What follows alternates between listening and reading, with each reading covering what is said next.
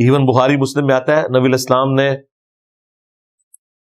یعنی پریگنینسی کے دوران دودھ بچے کو پلانے سے منع فرمایا. پھر آپ نے کہا کہ میں نے پرشین اور رومن عورتوں کے بارے میں انفارمیشن مجھے ملی ہے کہ کوئی اس حوالے سے نقص ان کی اولاد میں نہیں ہوتا، تو میں تمہیں اس کی اجازت دیتا ہوں. یعنی ایک فزیکلی چیز جو اس وقت شاید کوئی متھ چل رہی ہوگی، اور بعد میں نبی علیہ السلام کی جب یہ علم میں آئی چیز، آپ نے اس کی ریمیڈی کی اس اعتبار سے کہ نہیں، جو فزیکلی یہ تجربات ہیں یہ بتا رہے ہیں کہ ایسا کوئی اور عمل نہیں ہے جس کی وجہ سے کوئی نقصان ہوتا ہو.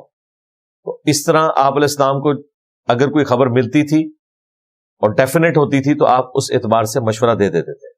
باقی یہ جو طب نبوی کے نام کے اوپر ڈرامہ بازی شروع کی بھی ہے حکیموں نے، چند ایک باتیں ہیں، باقی ساری انہوں نے خود بنائی ہوئی ہیں. مثلا بخاری مسلم میں حدیث ہے کہ شفا 3 چیزوں میں ہے، شہد میں ہے، کپنگ کروانے میں، پچھنے لگوانے میں، کپنگ جو خون نکالا جاتا ہے، اور تیسرا داغ میں، اگر خون نہ رک رہا ہو تو داغ دینا، گرم کر کے لوہے کی سلاخ پھیرنا. لیکن میں اپنی امت کو داغ دینے سے منع کرتا ہوں.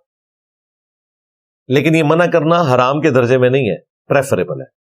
کیونکہ مسلم شریف میں یہ ہے، ایک صحابی کو خندق کے موقع پر جب تیر لگا ان کا خون نہیں رکتا تھا تو آپ نے اپنے مبارک ہاتھوں سے داغ لگایا. اور یہ داغ لگانے والا معاملہ آج تک ویلڈ ہے. ابھی بھی اتنے بڑے بڑے آپریشن میں الیکٹرک داغ لگانے والے انسٹرومنٹس ہوتے ہیں، اور وہ جب سمجھ لیں ایک ویلڈنگ ہے نسوں کی. منع اس لیے کیا تھا کہ اس زمانے میں نا خام خواہ بھی داغ لگائے جاتے تھے، جانوروں کو بتوں کے نام پہ چھوڑے جاتے تھے.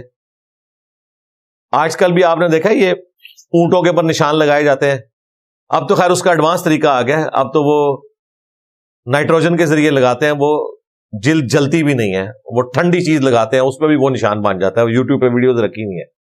تو اس طرح کی چیزوں کی وجہ سے نبی علیہ السلام نے اس کو منع کیا، لیکن جہاں ضرورت پڑی آپ نے استعمال کیا.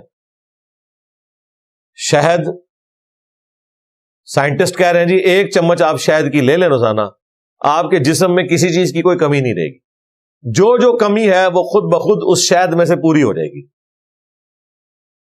آپ سوچ رہے ہوں گے 1 چمچ کیا کرے گی؟ او بھائی گولی بھی تو اتنی سی ہوتی ہے، 1 چمچ تو بہت ہے. اور وہ جو گولی آپ کو اتنی بڑی نظر آتی ہے نا، اس میں دوائی جو ہے وہ تو ذرے کے برابر ہے، باقی تو وہ ایک پاؤڈر ہے جس نے اس کو اس قابل بنایا ہوا ہے کہ وہ آپ ہاتھ میں پکڑ سکے. تو شہد تو پھر بھی 1 چمچ میں بہت کچھ ہے، شفا موجود ہے. یہ چیزیں ہیں